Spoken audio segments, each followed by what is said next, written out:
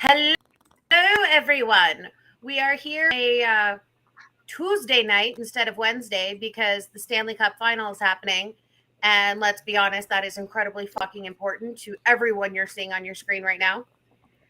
We are all very excited that the Avs are up, even though last night's game was a little disappointing. And, there was much fact happening via Discord. Every time anything happened, you just fact this and fact that. It was lovely. So we're going to catch up from last week, talk a little bit about stuff that's happening this week, and then we'll see you guys next week after the Avs the Cup. So that's the plan. Fantastic. With us tonight, you have me, Duchess Bobby. To me, my fabulous Goon, or Dude. Food. We'll go with it. My fabulous brother Tank, proprietor of Knox Nostalgia Collectibles. See him for all of your collectible needs. It's the best I got tonight, dude. Yes. And then the King Goon himself, King Goon Smoke, here as well, because, hey, we have two brothers that are idiots. Might as well have them both on the show. I mean, All right, I'll allow it. Super talking tonight. I was trying to close the window, sorry. The ood of smoke. It's all right. Okay, so with the sequel has been confirmed. But they're not calling it number 2 or like that. It is Joker Folie Deux. So shared madness. Madness for two. So Wondering is if it's going to give us the multiple Joker storyline out of this. It could be I that. don't- Specific Joker characters. So, I don't know. I don't know if we're necessarily going to get an established storyline here. I think that particular cinematic universe, for lack of a better term, is doing its own thing. It gave us an origin story that we had never seen before. And it told in a way we've never seen it told before. Right? I mean, we've had different versions of that guy's origin. We've never seen that particular descent into madness told quite that way in any media. Way, no. Yeah, not with anything on film, not anything on TV, and not with anything in the books. At least anything that I saw. I don't know if we're going to get a story that we know. I think we're going to get something completely and totally unique with some characters that we know. Well, the Probably concerns a story I'm with having. Harley Quinn. That's why they are concern saying I'm that having. Harley may be in this, but as Dr. L. See, and that's the concern Yeah. that I have. I don't want any more Harley right now. The problem is everybody else does. And who are we Okay, going but to see, honestly? here's the thing. If it is as Dr. Quinzel instead of as Harley Quinn, right? I'm more okay with that because, the first movie did focus so much on mental health that showing a relationship with, a psychiatrist, the doctor, the therapist, whatever role they decide to paint her into, because this is a standalone universe, right? They've even But it said also so far presumes as an like arrest, right? what? It would presume an arrest then, Yeah. Mm-hmm. because he didn't go to Harley because he felt like it. That was a mandated psychotherapy. So, does he get arrested and we just don't see that part? But Or who's to maybe we say it do see doesn't? Maybe that's what they lead with. There are lots of ways they could go. I hope they go. If they do go that route, I hope they go super fucking dark with it. To be honest, I mean, Well, they kind of did with the first movie. that's what I'm Exactly. saying. Like, I don't want a goofy So- Harley. I don't want a silly Harley saying "puddin" every 10 seconds. Yeah. I want I him to don't go think we're gonna get that. Yeah, I think super they'll, off they'll stay the away from that. grid. I think that this is so much, and we talked about this when the first Joker movie, came out. Is this film is being used in psych classes now, right? And so to take something that had that serious level, that mental health, dark side, looking in at it, and everything else like that, if they were to throw in, the fun loving, puddin', crazy ass bitch Harley Quinn with the, mismatched pigtails, it wouldn't fit the universe that they're creating. No, but a slow descent into madness could. Absolutely, which is why Which I could be the hope they story. start with Quinzel, which They're gonna have it him sounds drag like her it's down. doing this. Yeah, This has every chance, if it happens the way we're talking about it, to be the most depraved love story we've ever seen. That kind of already is their love story. And I'm here for it. Right. No, I mean Kind of worse. Yeah. Right. Worse. oh, yeah, absolutely. As I don't dark know. as the first one was, I mean, worse. I don't know how their relationship gets so idealized in modern culture. I'm like, you do realize these people are completely fucked up monsters, right? Right. Well, Like, and not because in people are even in a fucking stupid. redeeming way of any kind. Like, he's verbally, physically, and emotionally abusive to her to extreme.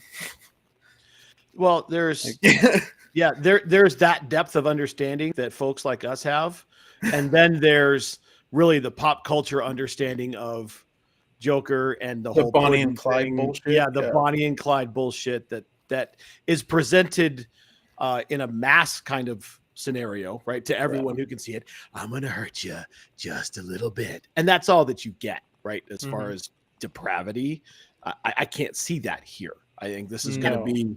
This is going to be. I think it's going to be fun. I'm looking forward to it. And if it's Lady Gaga, hell yeah, let's go. That'd be kind of cool. She That's the has rumor that impressed I've me seen. so much, and has gone so far since, wearing the meat dress. I actually, back, 5-6 years ago, I found all things Lady Gaga to be really fucking irritating. And now I'm like, wow, she has depth and talent, and isn't just trying to, shock and awe, which I think is fantastic. So Agreed. we'll wait and see. I am really looking forward to seeing this film. And who knows what's going to happen. It is the translation of the title is Shared Madness or Shared Delusional Disorder. Yeah. So we'll see. Okay, leaving the Joker. I don't even want to call that the DCEU because it is so standalone and separate. Yeah. Let's go over to Marvel. No, go away. Shut up. Sorry, my computer and I are having issues. And Oh, that was funny. Sorry. Midnight Suns, the Darkness Falls trailer. Yeah, that's it's a new game in the Marvel universe that seems to be focusing on the more horror and trippy aspects of the universe with Blade and Doctor Strange and stuff like that. I don't know. It looks interesting. I've only seen the one little blurb that they had about it so far. Yeah, but that's kind of how Marvel does things. It's just a little bit at a time, just to make sure that they get your interest. And then once you're hooked, you're in forever. I mean, look at how that happened with the MCU, completely. So the fact that they're doing the same thing with their whole entertainment franchise does not surprise me. It's a little bit different when you're talking a movie versus a game. Because in a movie, they can give you like little snippets and bits of the actual footage. And a line here and there, and like, oh, okay, cool. Robert Downey Jr. is Iron Man. I dig that. He sounds right. A game with just a cinematic piece, which noted was super cool. Like I enjoyed watching the shit out of it, and I really enjoyed how they layered Metallica underneath it, in and out, and kind of wove it in there like things that get woven in sporadically. The analogy escapes me.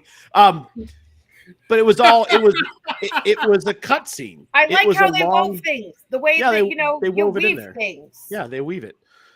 It was a cutscene. So with a game, it's all going to come down to execution of the game. It's all going to come down to the first week that it's out, and does it get legs? Do they execute it at the game studio in a way that's going to be cool? I don't know. We'll see. Well, and I guess it depends. Like, it depends on what you thought. I think it's a different studio. I think they're using Firaxis Studio this time. Mm-hmm. But the Avengers was a little bit light, to be honest. They added a bunch of stuff to it, and it's actually a pretty enjoyable game. Guardians of the Galaxy is pretty good, except for you can really only play from one perspective. But it's still a fun game. It's a well-told story. This one seems to be focused on, like I said, like the dark magic and science of the universe. And like Hydra has released Lilith, and they're using the Mother of Demons, Lilith, is the approach that they're taking. And she's coming to conquer Earth, essentially. And they're roping in Chthon, which has meaning now to a lot of people that watched MCU at this point now. And you start out as a unknown character called the Hunter. That's going to be basically your avatar in this universe. But you're also going to have all the other characters. You're going to have Magic, Ghost Rider, Blade, Iron Man, Captain America. I think it's supposed to be like 40 or 13 heroes. 13 heroes. Yeah, 13 heroes that you can use as you're playing. And it's supposed to be built similar to XCOM. So it's like a turn-based strategy style of game, which is very different than the other two. So I don't know. I'm sure it'll get somebody in it. I'm sure people will enjoy it. I'm not really a turn-based strategy kind of guy, though. So I don't know. If I'm going to play a console game at all, strategy type stuff is much more my speed. You might get a kick out of it then. Yeah, but here's the thing. The only console we own in this house is a Super Nintendo. Oh, it's not even a Super. It's just the NES. Uh-huh. Okay, so that's it, and I'm pretty You still sure have that that this game thing? is not coming out with that. What's that? You still have that thing? Yeah. It lives right over there. Okay, right on.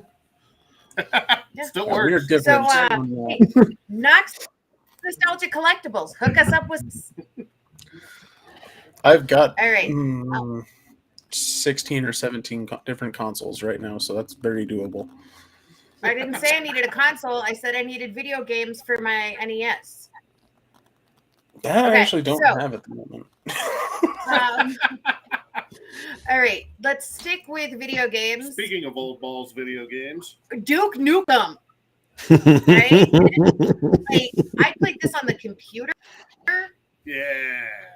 Back in the 90s. Mm-hmm. That was the thing. 16-bit 3D graphics. So the fact that And they're now turning it's going to this be a movie. into a movie is a little bit of insanity, especially at this point in time for Duke Nukem. I mean, Yeah. recent history on Duke Nukem isn't exactly good. No. But see, they're doing it from the 90s video game perspective, right? And it's being done by the same guys who did Cobra Kai. Which is Right? the one reason that I think it could be good. Right, because the guys who did Cobra Kai, when that show was first announced, when it was on YouTube Red, Yes. and we were all like, "This is fucking stupid. Nobody gives a shit about what happens to the Karate Kid and all of his little friends. After they learn how to fight each other. I will Apparently, say, we do." this is before I was a host on the show. I gave a shit. Because Well, I loved those movies when I was a kid. So I Even the think it Hillary was Swank less one. about giving a shit and more about the fact that it was going to be on YouTube Red. true. Not a And just lot. thinking, on this there. can't be good. Right? I guess so. Yeah, from the perspective of YouTube Red, but they've done some interesting stuff on there. So They it's just a matter of absolutely dumping the money have. into it. And these guys know how to tug at the nostalgia. Yeah. There's a lot of good that they could do with that. I mean, it's going to be, if they do it right, it's going to be gory.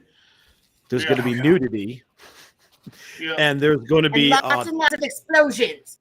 1,000 awesome one-liners It's that gonna we've be all heard ridiculous. 1,000 times. It's What going it's gonna to be. need to be ridiculous. It's going to be Right. a bunch of shit and dick jokes.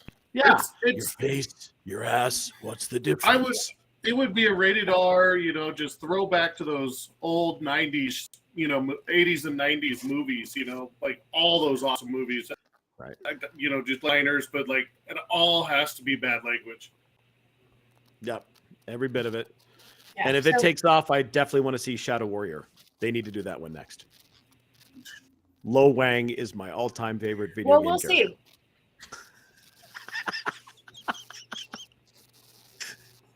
There's We'll no way never. that- Weirder I shit know. has happened. They'll never do it because it's about the most racist thing ever, but he's hilarious. Well, you know what? They probably Well- could have done it back when Mel Brooks was still, streamlined making movies, or mainstream making movies. But yeah, No, not with Not Lo with Wang. cancel culture.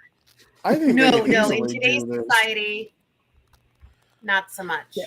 Yeah, but if you are approaching Duke Nukem and legitimately trying to make something with that character, you don't care about PC stuff.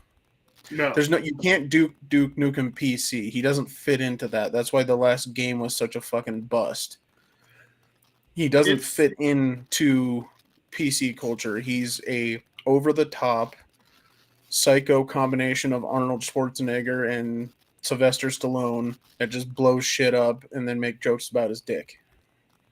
Well, look at the recent success of Peacemaker, and that's basically what we're talking about. Is That's kind what of it an is. over the top version of You're doing the- Peacemaker just way more intense with Yes. the Mhm.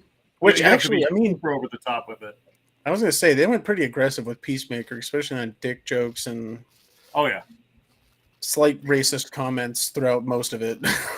Okay, there's just like a really good segue here because I can actually say, speaking of dicks and explosions, did anybody catch season 3 of The Boys? Oh, good lord. Yes.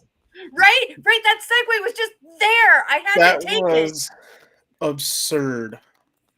That was an absurd opening to the season. Oh, so good. Yeah, that Did it- those 12 minutes changed my life. 12 minutes. That whole opening scene seemed like it took like half the episode. Yeah, but it wasn't. It just It was seemed like like it. 48 seconds of Yeah, drug-fueled reverse American gods pornography. I mean, it was just that was so wild. Yeah, like what? The close up that you get as he's like wiggling his little way into it. Of the dick hole? Yeah. yeah. So I'm watching it, and Mark comes from the other room. He's like, "Did he just go where I think he just went?" Yeah, he went. Yeah, It's like, yes, he did. and This it was takes hilarious. a whole new level to sounding. That was legitimately hilarious because the image in my head was not some weird superhero crawling through somebody's dick.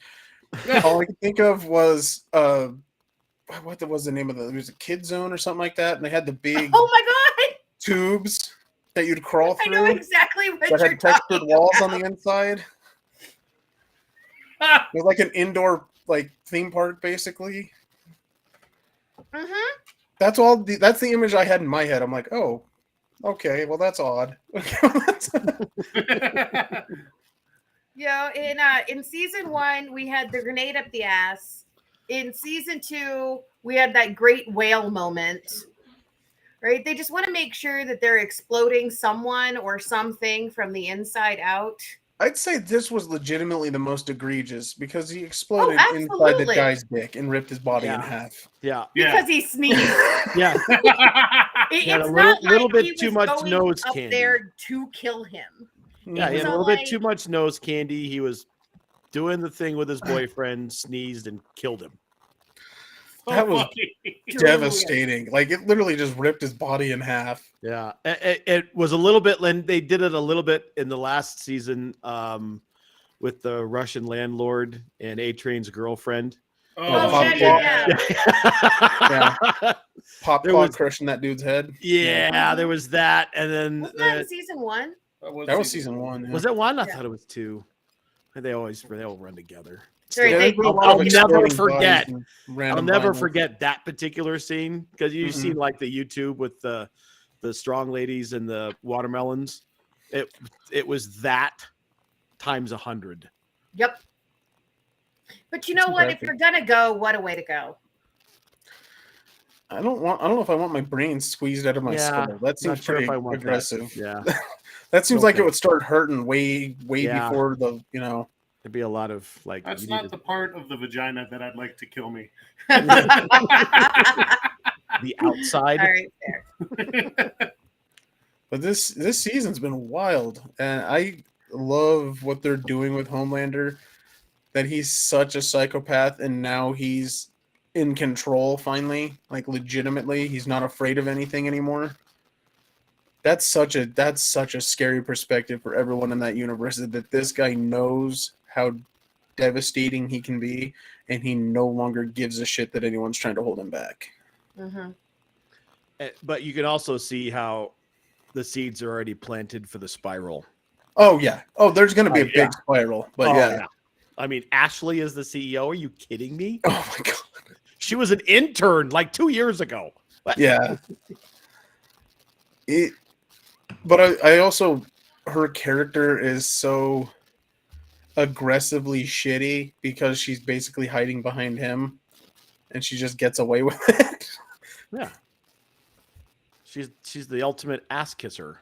Hmm. And has been since she was introduced, and now she's got another ass kick. Not really an ass kisser, but basically echo chamber next to her. Oh, this is Ashley. Okay, hi, I'm Ashley. It just says the same shit as Ashley does. It's hilarious. I mean, it's awesome. Love everything about it. All right, so let's go ahead and keep talking about streaming TV, but let's go with something completely mother fracking different. Obi-Wan. All right, so this season, It's been good so far. Mm-hmm. It's been good. It's been great in parts. It's honestly been great in parts. I love the duality and the kind of shared spirit connection that him and Vader have. Yeah. Seemingly, there's like this mind meld that still exists between the two of them. It's a bit of a touchy space because it's literally like across the whole of the Star Wars universe, they're telling a 10-minute story that we know the beginning, the middle, and the end of pretty much. Right. We Well, know everything in this little space that's going to happen, will happen. There might be some details and whatever that might change, but Oh yeah. they're just basically fleshing out this little itty bitty area where we never really saw anything before. And I think it's super interesting. And I really dig it. We get more they're just going very slow, though. But they're trying to fill a space. Like that's all it is. And that's the thing. I agree. I think the storytelling is plods at points unnecessarily, but they're trying to stretch it, I guess, a little bit. I do like all the nods though. I like all the little things that they're doing. They're all the call outs to like the Legends universe, and they're bringing slowly bringing in a lot of those characters and a lot of those stories, and bringing in bits and pieces of it as they go along, which they've done a good job with so far. And all the throws to Gonk Droid. Yes. We love Gonk Droid. Gonk. Gonk, gonk, gonk. Gonk. Well, I think that's what we're going to get a lot of from the Star Wars stuff anymore, isn't it? It's going to be, they've already filled out the big picture story of the Skywalker universe. So now it's time to fill in the little in-betweens before we move on, right? And that's kind of what we're seeing here with everything that they've been coming out with.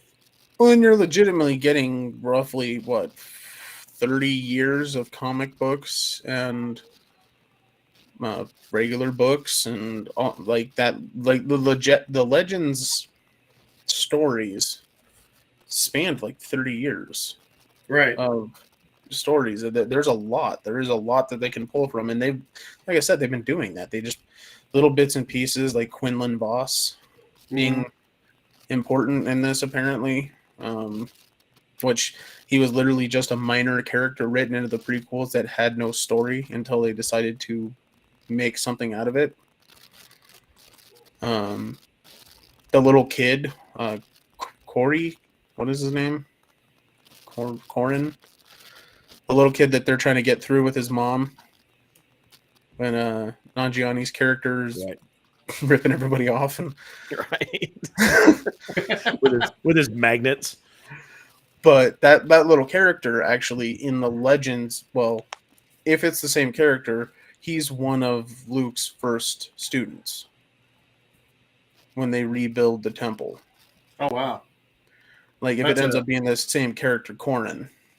It's a super deep pull. Exactly. Like that's what I'm saying. Like they're pulling stuff from Legends things that happened 20 years ago. That guy would be the same age as Luke then, right? No, he's younger by a couple years. He's only that character would only be like 5 years old right now. Whereas Luke is 10. So all right. But yeah, he ends up being one of his first students. And post Return of the Jedi.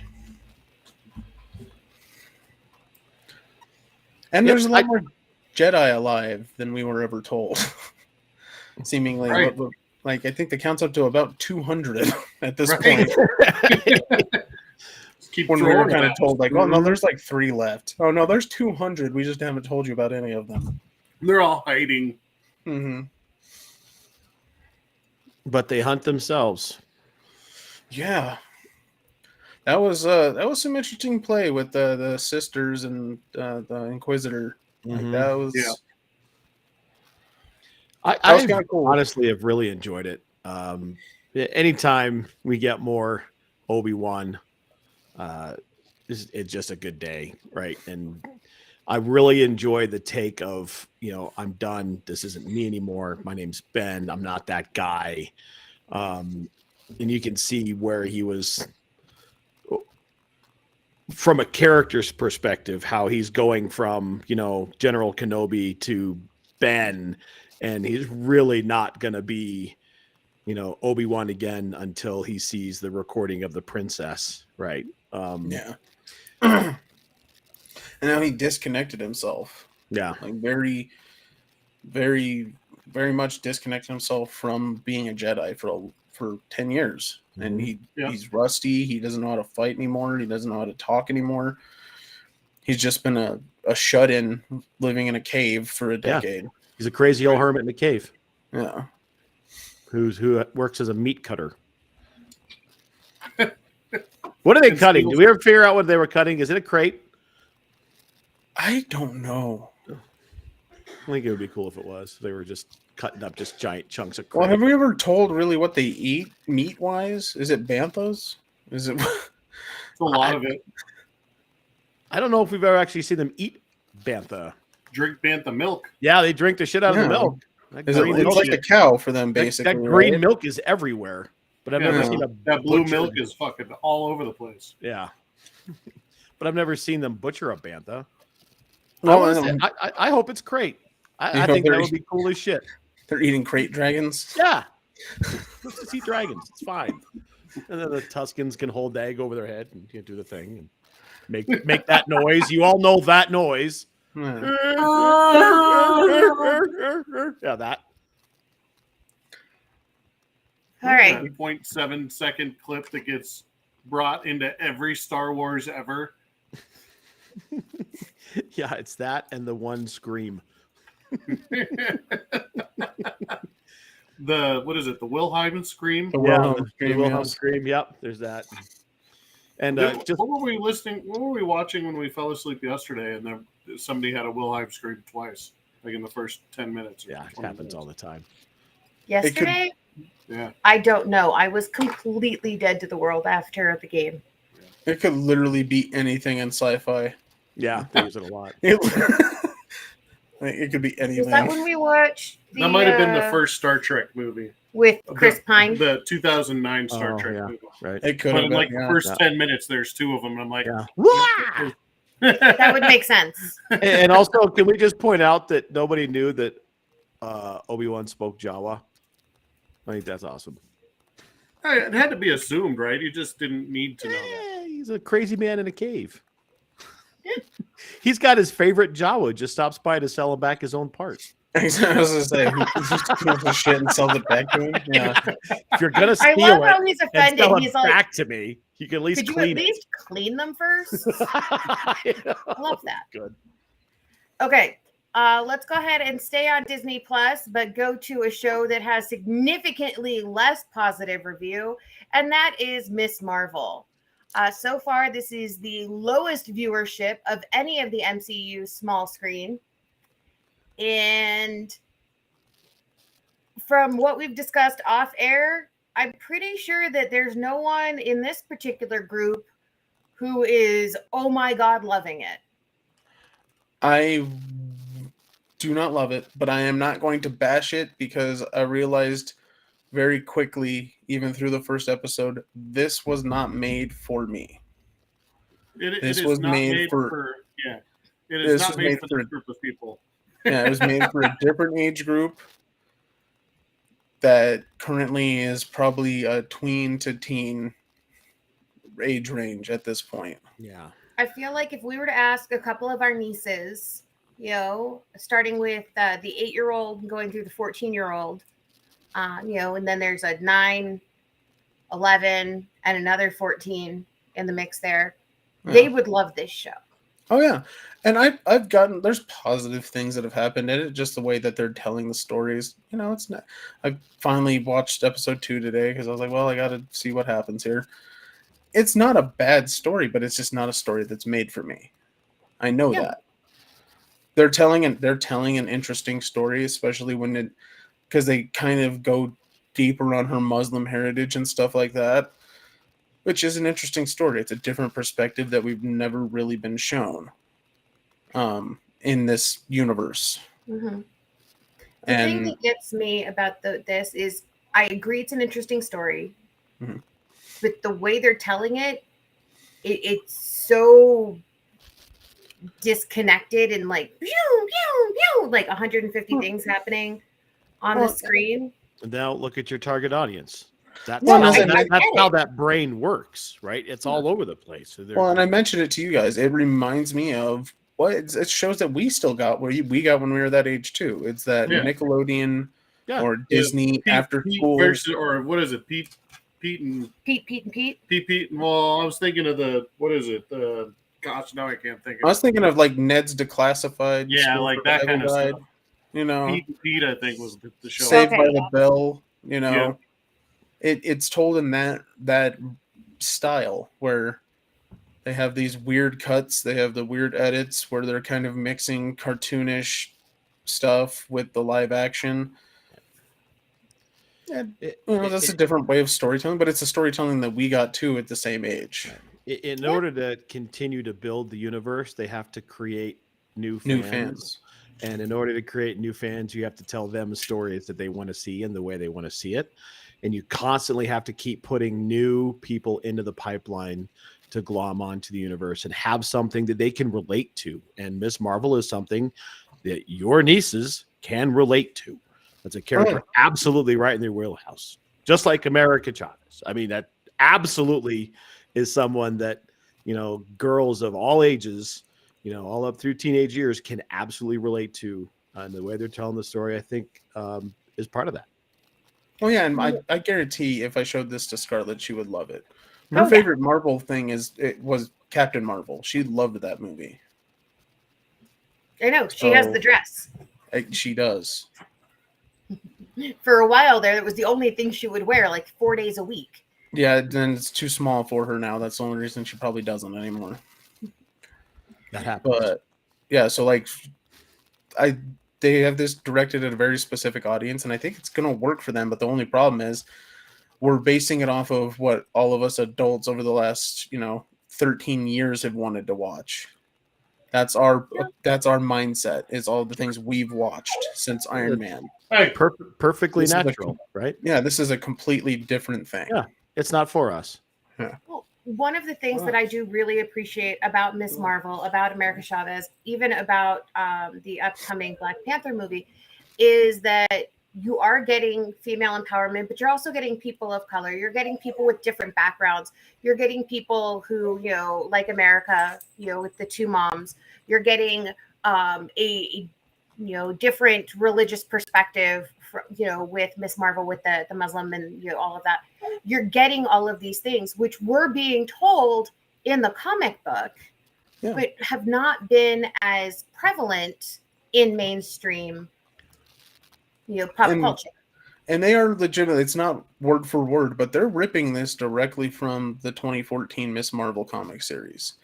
Most of the stuff, most of the characters, they're pulling directly from that. The fact that they brought up the issue of what happened after World War II when Britain just left and Pakistan and all that stuff got created, essentially, where it just got split in half by ideology and by class, and they bring that up in the story of these people were left with nothing and they had to pull themselves out of it. And that's where her family comes from, is this weird creation of imperialism that ended up forcing a country to develop out of the remnants. And they do kind of tap into that. And they, like I said, they tap into the Muslim culture. They tap into Muslim ideation about women and the male and females not being equal. They're already kind of telling that story. And it's going to be good. It's going to be good for people, I think, especially a newer age, to kind of get some of this story, because maybe it'll make them look something up and learn I'm going to more. continue watching it, and I'm going to recommend that anybody with kids, if you have children between the ages of 6 and 17, especially if they're female, have them watch this, because I feel like they will connect and you will get a different perspective. And it's not a bunch of cisgendered white dudes with money, who put their underwear on outside of their pants and all of a sudden can save the day. It's a lot more than that. There's a giant group of people that probably should watch it so they get their head out of their ass, but I don't think that they're going to watch this. Probably not, but it would be nice if they did. It would be helpful, though. I think it would help them realize kind of a culture that was forced to develop in a very weird way. Yeah. And very suddenly. And that's one of the things that isn't really taught in schools. Not very. I don't remember hearing about it until I got to college. So, right. And I took AP history. In high school. So, and it just wasn't, but that, yeah, it's not a lot. It's not super deep, but they give you hints about what happened, like the Indo-Pakistani War and stuff like that, of what that really did to people and how it shattered families and stuff like that. So it's important. It's an important story. I think a lot of the background is going to be really good. Miss Marvel, worth the watch. Just, don't expect it to fit the same framework as something like WandaVision, or Falcon and Winter Soldier. It This is legitimately doesn't very, fit into very anything. Yeah, it doesn't fit into anything we've seen over the last, what is it, 14 years? in the MCU. Yeah. Yeah, in the MCU. It doesn't fit any of those stories. This is a different thing. All right, let's stick in the MCU. And there are rumors right now, and hopefully, I want them to not be true, but Chris Hemsworth may be leaving the MCU. So he's getting his fourth film, which is, quite impressive if you think about the number of the superheroes so far who've had four or more, right? And this may be the end of his story, and time for Jane Foster to step up. See, and that's the thing. I don't think that's going to happen either. And Jane Foster, and especially if they're going to kind of take the inspiration from the comic books, she doesn't remain Thor. Her story ends kind of sadly and then gets a restart. That's kind of good. But I would not be surprised if this was Hemsworth's last main appearance. Like, he might show up once or twice, in future storylines, but I think this is going to be the end of what we know as Thor. I mean, are we really surprised? No. These guys can't do this forever. Yeah. Part of the magic of comics is, friggin' Iron Man never aged until they wanted him to, right? Yeah. I think the one guy that might end up sticking around forever is the Hulk. I think Mark Ruffalo could probably beat Bruce Banner as long as he wants, just because. I mean, I think that would just be awesome. It would make all the sense in the world, and I just would never question him. Like, yeah, he's been playing the Hulk for 40 years, and now he's 90. I don't care. But they're all the originals are all starting to step away and make room for the next wave, whatever that is. We've lost Tony Stark, we've lost Captain Rogers, and it's time to move on, really. And I hope they do it well when it is time for him to step away, and I hope that they tell the story in a way that's meaningful and not just flush 13, 14, 16 years, whatever it is, by the time they're all said and done with it. And, he certainly was a lot of fun to watch, especially starting with Ragnarok, and kind of the reshaping of the character that they underwent with him there. But, it's time. Let him do something else. I think that Taika Waititi does a really good job with telling stories, and the way that he, really just, words and shit are difficult. For fuck's sake, I need a beverage. I told you. Just the way that everything is presented in his films. So I am hopeful that this will be, the story that we need, to kind of bring things to a conclusion of sorts. But I also think that they'll leave the door at least a crack open, because Hemsworth has had a lot of fun playing this character. Yeah, and I'm sure they will. I'm sure there's I think there's going to be appearances. Like I said, I think he'll show up again in the future at some point. He'll have a part to play at some point, but they are kind of ending the stories of the Phase 1 characters. They're setting up the new world of characters. We're going to get the new Avengers, the West Coast Avengers, the Thunderbolts, the Midnight Suns. Eventually we're going to get X-Men and Fantastic Four.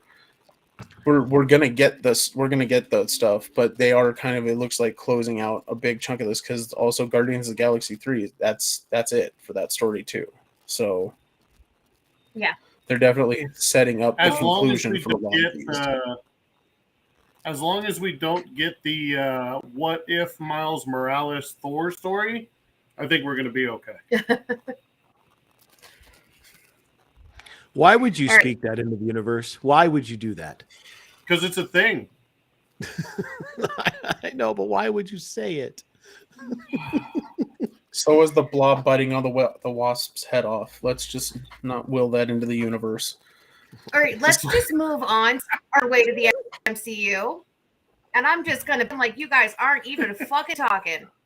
So shit's gonna happen, and we're gonna get How these is that guys, different than any and other it's gonna time? be fucking awesome. What? Said, how is that different from any other time? True. Carry on. No. You obviously had something to say, so No, please I start didn't, saying actually. it so I can interrupt you again. You're good. I was just commenting on your comment about our comments. Fair enough. All right, so Thunderbolt coming to MCU. Yeah. Eric Pearson, who did the script for Black Widow, is working on the script here. Let's see. If What they else? don't- What else? If it's not going to be, I hate that I just gave Mark a ration of shit for speaking it out in the universe. Yeah, but you're And going to do it anyway, so go I'm ahead. gonna do it too. If they There you don't make go. it Suicide Squad stupid, I'm all for it. I don't think it's going to be You just that spoke it into existence. stupid. I did. I know. I'm hoping it's not going to be that stupid.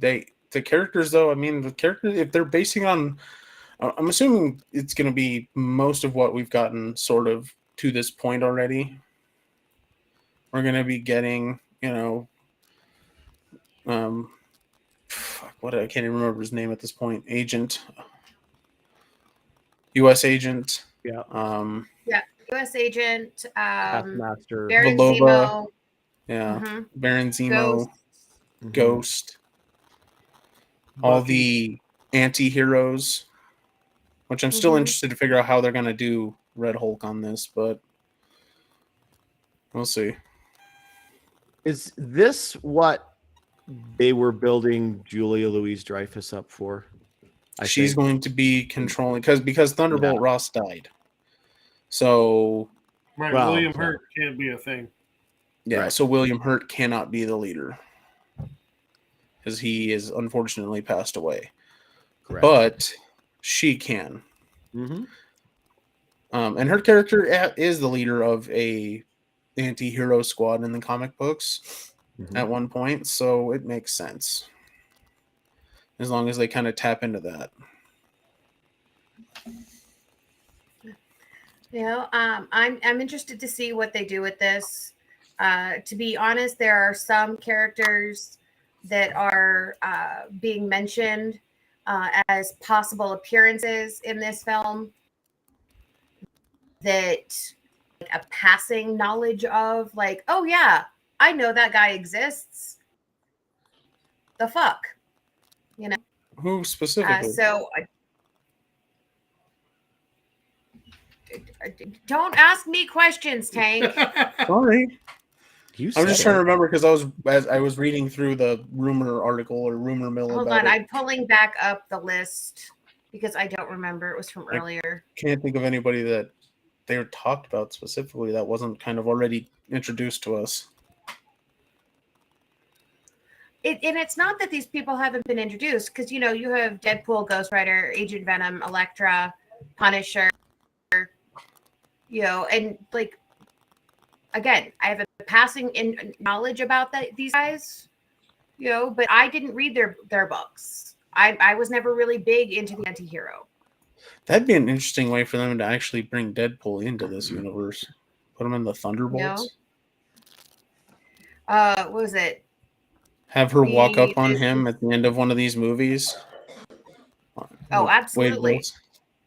That'd be kind of wild. I'd get a huge pop. That's for damn sure.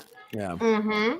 I don't know if that's the way they'll do it, though. It almost feels like Deadpool's universe Well, no, but he fits in with that group. Yeah, he does. Maybe universe isn't the right word. Deadpool's franchise doesn't really fit into that kind of a story. No, I wouldn't be. I would say like just be a cameo. Yeah, I'm saying like a post-credit cameo kind of thing. No, because you're 100% right. Like it'd be weird if it was they jump into the story and he's part of the Thunderbolts. Right. But what if they made it? You know, we talked about Joker being super dark. What if they made it real super dark and just Punisher? I think that's how they're going to bring Punisher back. Yeah, and we got John, the Punisher, in everyone's mind. We get him as the Punisher in the Thunderbolts, just blowing the shit out of everything. I'd be down for that. That'd be fun. It's kind of what his job is in the Thunderbolts, to be honest. Well, yeah, right. Yeah, it's what his job is anyway. But you know, we only got 2 seasons of it on Netflix. I wouldn't be surprised if that's how they bring him in, and it still is John Barenthal. Yeah, I wouldn't be surprised at all if that's what happens. Wait and see what happens on this one. Go ahead.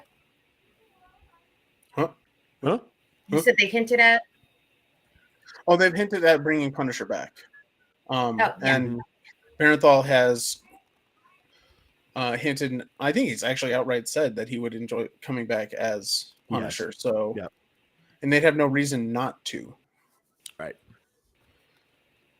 Because, you know, I mean, just like what they did with Charlie Day. Is that his name, Charlie Day? Shit. That's the guy who plays Daredevil, right? Charlie Cox. Huh? Charlie Cox. Thank you. Who the fuck is Charlie Day? is that almost Charlie Day's from Always Sunny.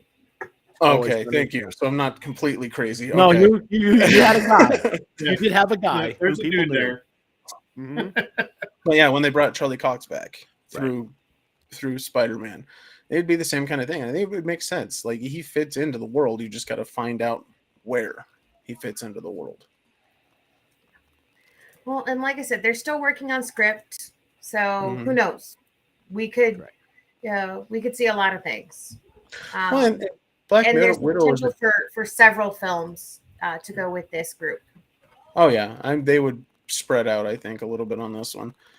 Mm-hmm. And Black Widow was a good story. It was just a story told at the wrong time. The story would have been received a lot better if it was right after Civil War. Yes. When the story actually takes place, you know, before she launches herself off a fucking cliff. Right. Before she yeeted herself to get a stone. You just love that fuck a word. Yeet is awesome. Yeet. That is his word. Yeet. He's going to get it tattooed on his ass. I will do no such thing.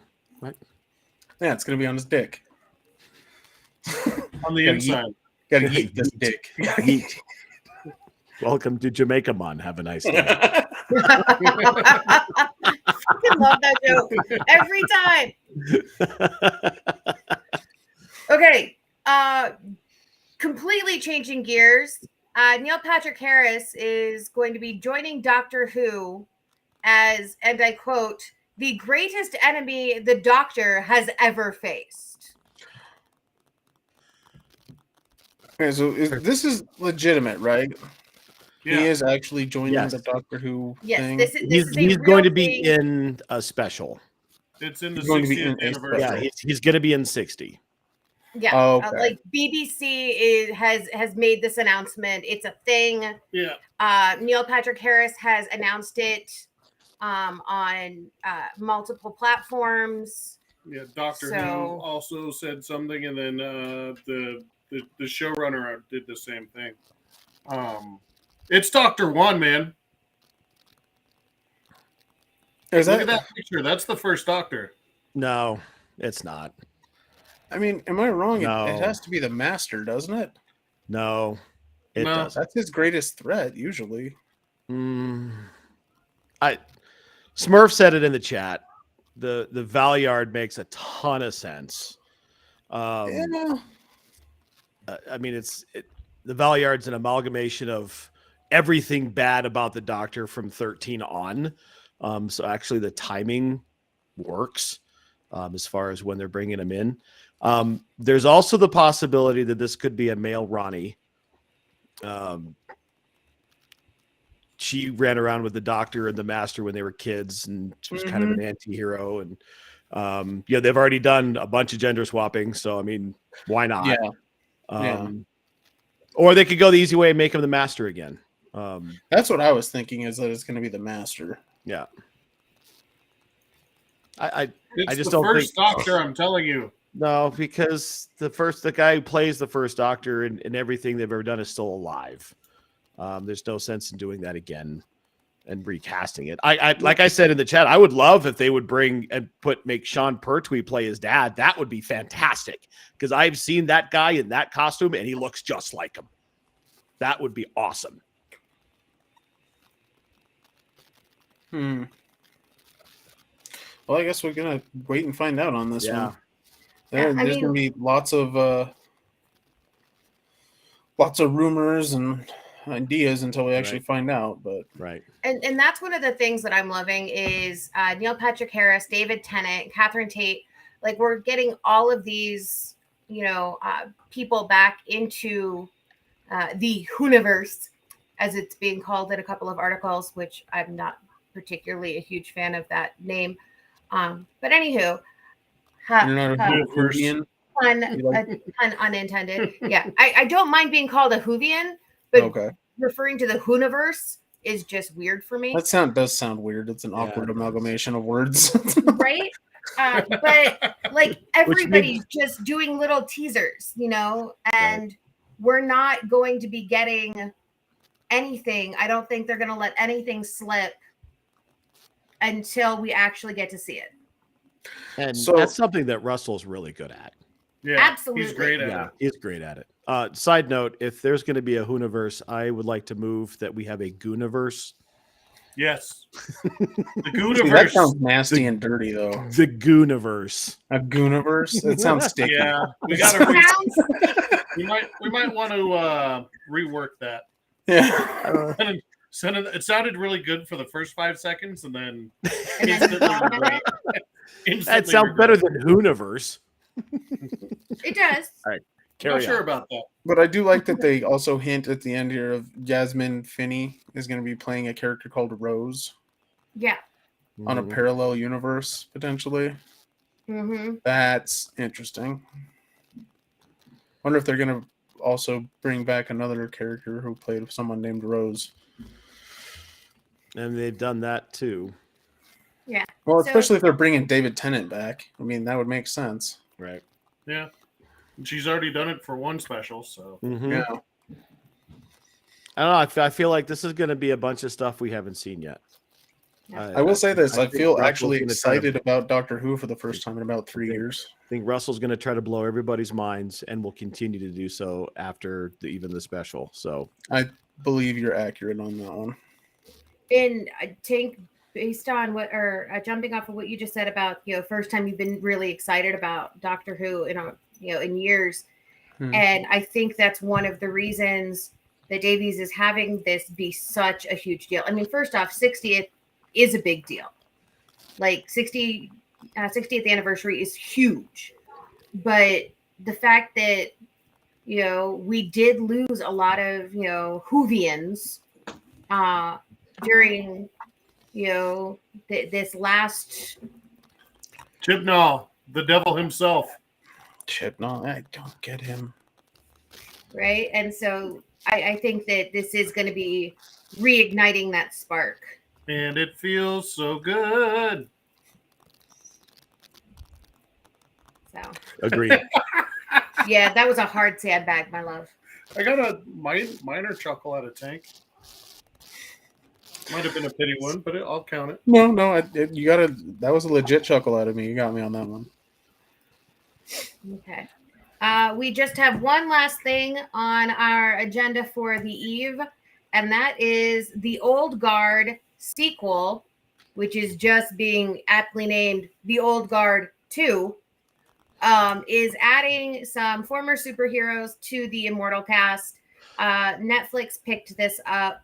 I actually really enjoyed The Old Guard.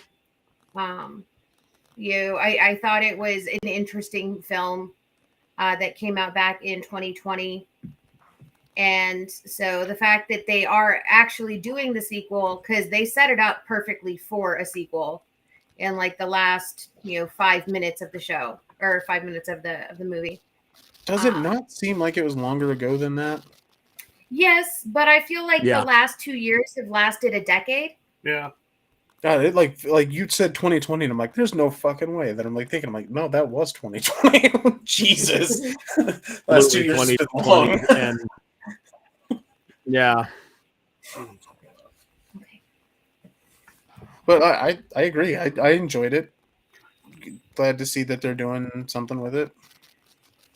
So yeah, I mean, let's see. Do we have the release dates?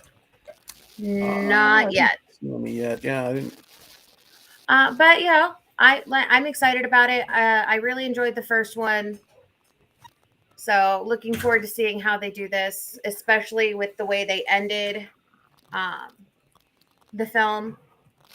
With the one who everybody thought was gone is, there. And I can't remember any names. This is not me trying to, do a spoiler alert or not, tell anybody something. I just can't fucking remember people's names tonight. I am having a complete and total, like, brain dribbling out my ears kind of evening. They were supposed to start filming this month. Jury's still out of whether they have or not. They did announce Uma Thurman. Has been added to the cast. Yeah, so that will be fun. The way that they reference her, though, I think is really funny. It's like, she was Poison Ivy in Batman and Robin. I'm like, yeah, she's been in a lot of other things. Don't bring that shit up. I would never think of her in that manner unless it gets brought to my attention that she was actually in that. I always think of her as the bride. Why would you do that? Why would you list that as your, you don't know who Uma Thurman is, but I bet you watched Batman and Robin. That's because we did, and it sucked, and that's why we buried it deep down on that shitty part of our soul. So bad. Yeah. Yeah, she'll always be Beatrix Kiddo to me. Oh, yeah. Always. Or one of the Femme Fatale 5. Mm-hmm.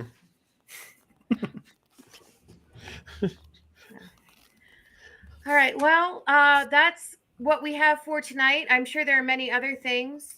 Oh, crap on toast. I almost forgot. Liar. I did. Yes. I lie a lot because it's fun for me. The Jon Snow sequel it has been battered about, and Kit Harington has said that he is on board. Yeah, I heard about that.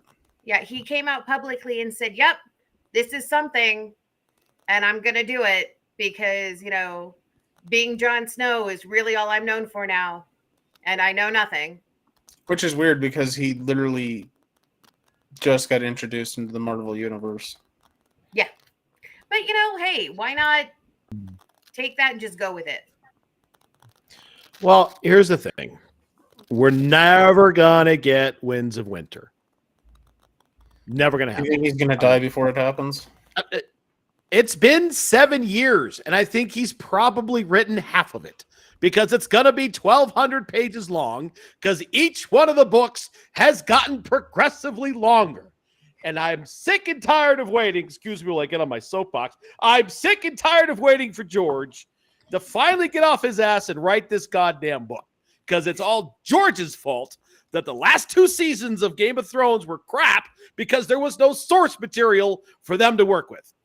Now, having said that, Jon Snow in more Jon Snow stuff will be awesome. The only issue I have with it is what's he doing? Jon Snow stuff. Who cares? He's on the wall. He's gonna the main threat is gone. He's gonna brood. He's gonna walk around sullenly. He's gonna wave a sword. He's gonna look at things as if he doesn't understand them.